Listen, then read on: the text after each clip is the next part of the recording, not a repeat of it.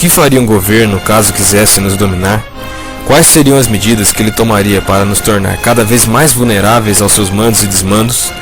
Qual seria a situação ideal para que um governo corrupto desenvolvesse plenamente suas intenções exploradoras? Neste vídeo estarão algumas primeiras medidas que esse governo bandido iria tomar caso alcançasse o poder. Lembrando que é uma situação meramente hipotética, sem nenhum pé na realidade, e qualquer semelhança com a vida real é fruto de mera coincidência. Conheça agora os 10 passos para se construir um país idiota. 1. Primeiramente deve-se acabar com a educação de qualidade. Esse é um passo muito importante, pois pessoas conscientes e bem educadas reclamam demais.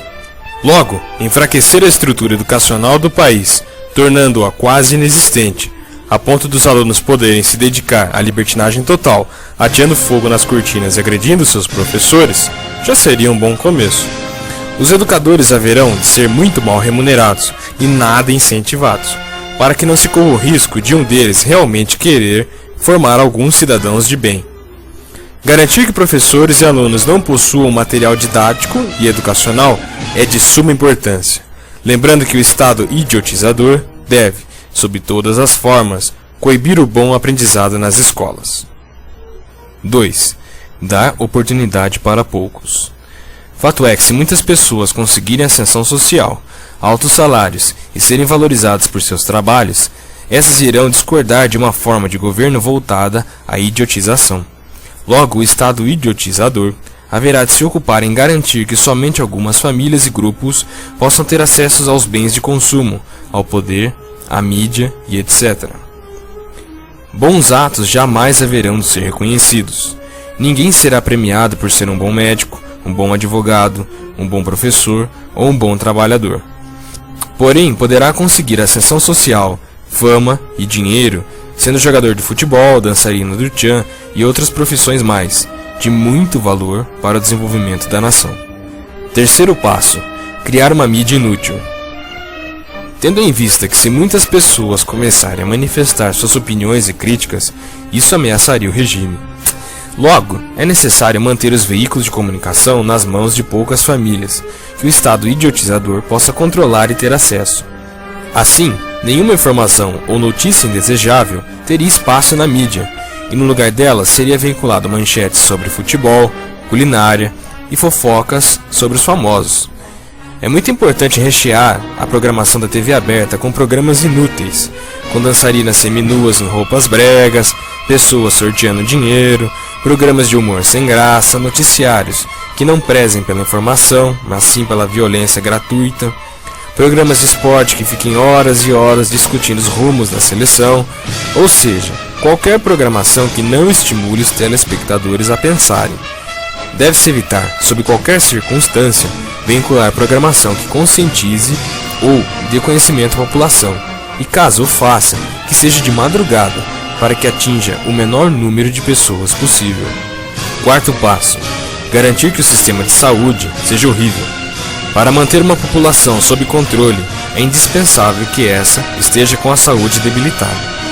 Enfim, o Estado idiotizador deve fazer com que poucos tenham acesso a um tratamento de saúde adequado, de modo que a grande maioria, mesmo que seja para passar por uma consulta simples, deva ficar um enorme tempo das suas vidas em filas de espera. E caso o cidadão consiga de alguma forma marcar uma consulta, o tempo de espera é de no mínimo 3 meses. Essa é uma ferramenta muito boa para controlar uma população, já que caso eles se revoltem muito, basta piorar ainda mais a qualidade do serviço, e logo eles mesmos morrerão, evitando problemas para o Estado idiotizador. Além dessas medidas, é importante garantir os altos preços dos remédios.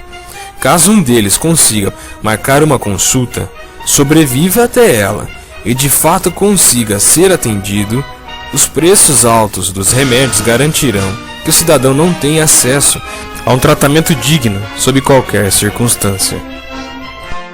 Quinto passo: cobrar altos impostos. Deve-se criar um sistema completamente injusto de arrecadação, de modo que o preço de uma bicicleta, por exemplo, ou qualquer outra mercadoria, seja metade somente de impostos. E em tudo será cobrado taxas e mais taxas. O governo te cobrará para viver, para trabalhar, para comprar, para vender, inclusive para morrer. E o cidadão jamais terá o retorno desse dinheiro. Na República da Idiotocracia, os impostos não são para promover melhorias para a sociedade. 6. Garantir a impunidade. Num país plenamente imbecil, a justiça não é cega, e muito menos é para todos. Caso alguém cometa um delito, mesmo que muito grave, irá para a cadeia, uma espécie de escola preparatória para o crime organizado, e voltará dentro de pouco tempo para as ruas, de modo a desempenhar suas atividades de bandido com uma maior aptidão do que antes. Isso auxilia o Estado idiotizador, pois dissemina o medo entre as pessoas, que não terão coragem de sair das próprias casas. E dominados por essa sensação de pânico, estarão mais suscetíveis à dominação imposta, ficarão mais tempo à frente da televisão e se tornarão cada vez mais alienadas. A corrupção deve ser considerada comum, e jamais como motivo de prisão ou punição. 7ª etapa. Tudo tem que não funcionar. Tudo, absolutamente tudo, deverá funcionar mal. Se você for tirar um documento, um RG por exemplo, ele demorará muito para chegar. Os correios não enviarão as correspondências no prazo, os serviços públicos de água, esgoto e luz sempre estarão com problemas, as estradas deverão ser pessimamente cuidadas, mesmo com a cobrança de pedágios, bom, sem contar no IPVA caríssimo todo ano, ou seja, todas as funções da sociedade deverão falir. Cabe ao Estado disseminar a falência geral pelo país, promovendo o mau funcionamento de tudo que existir nele. Os cidadãos devem se sentir sempre mal atendidos e de nenhuma forma terem a quem recorrer. 8. Promover o desemprego. Garantir empregos para a população não deve ser uma meta principal. Pessoas que trabalham geralmente querem pensar e reivindicar direitos. Isso não faz bem à nação. 9. Jamais investir em tecnologia. Esse país dos sonhos terá que sempre sobreviver da exportação de produtos primários. Nosso papel global deverá ser de somente fornecer produtos brutos, como soja, cana-de-açúcar, café, minério de ferro e carne. E a produção e exportação desses deverá se concentrar, assim como a mídia, nas mãos de poucas famílias e elites dominantes.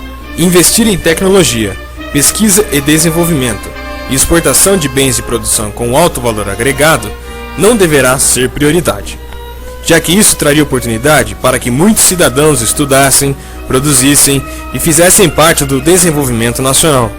Ressaltando, deve-se fazer desse país uma grande fazenda, onde poucas famílias controlarão a produção, enquanto os outros deverão servir a esse sistema através de subempregos e trabalho fabril. 10. Empregar pessoas que dupliquem sua renda em poucos anos no governo. Essa é a medida mais importante.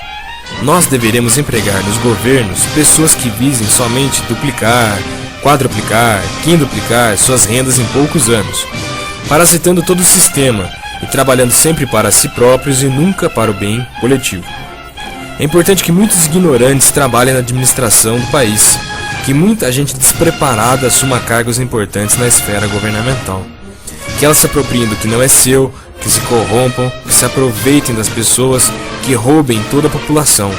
Aí sim, o povo já mal educado, doente e desempregado perderá a fé até em seus próprios representantes. Tendo isso tudo acontecido, podemos dar boas-vindas a uma idiotocracia plena. Tendo visto esse vídeo, você a partir deste momento está preparado ou preparada para identificar alguma dessas ações. Caso algum governo ou governante queira montar aqui no Brasil ou em qualquer outro lugar do mundo o regime da idiotocracia plena. Mas isso é uma hipótese muito distante. Imagina, né? Um negócio desses aqui na terra do berço esplêndido. De jeito nenhum.